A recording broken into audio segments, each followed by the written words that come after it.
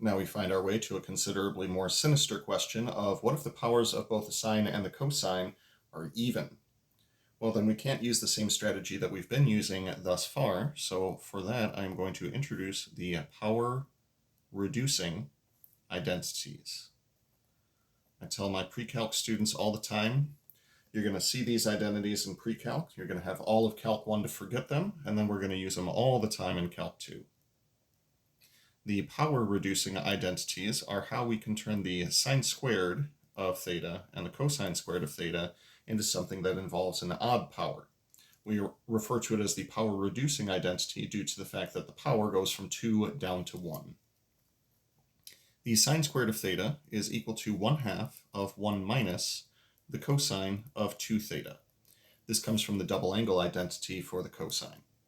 Similarly, the cosine squared of theta has a power reducing identity for it as well, and it is 1/2 times 1 plus the cosine of 2 theta. Now, in these forms, these can be integrated no problem using a quick substitution on the 2 theta.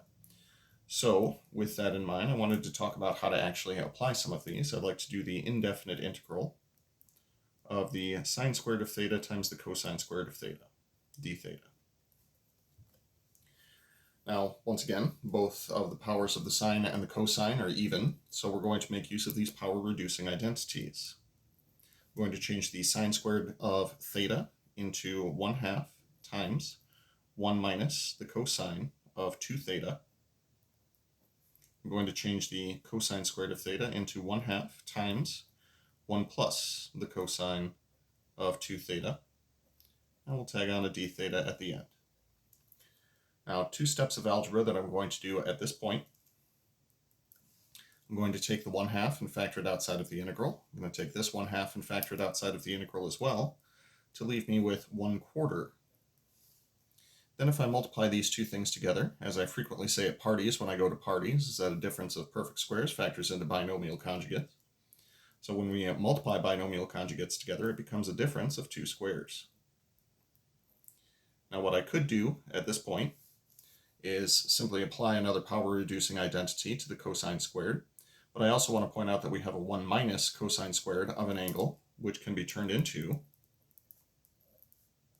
the sine squared of that angle. Now, if we had gone with the power-reducing identity for the cosine squared at this step, we would wind up getting the exact same result after this next step. We still have an even power of the sine. As a result, we're going to use the power-reducing identity again. So this says 1/2 times 1 minus the cosine of double the angle. However, our angle has already been doubled, so we double the double. That'll become 4 theta. Once again, we can take this 1/2 and combine it with the 1/4 outside of the integral. Then, both of these guys here can be integrated rather directly. Integral of 1 d theta is simply going to be theta minus integral of the cosine function is the sine function, and because of the additional 4 that's inside here, we'll be dividing by 4. Now if you wanted to leave it in that form, that is totally fine. Otherwise, you can combine in the following fashion. Distribute that 1/8 through and wind up with this as a final answer. This is theta over 8 minus sine of 4 theta divided by 32 plus c. So anytime you're seeing even powers of the sine and cosine with no odd powers of the sine and cosine, this will be the way to go. Use those power reducing identities.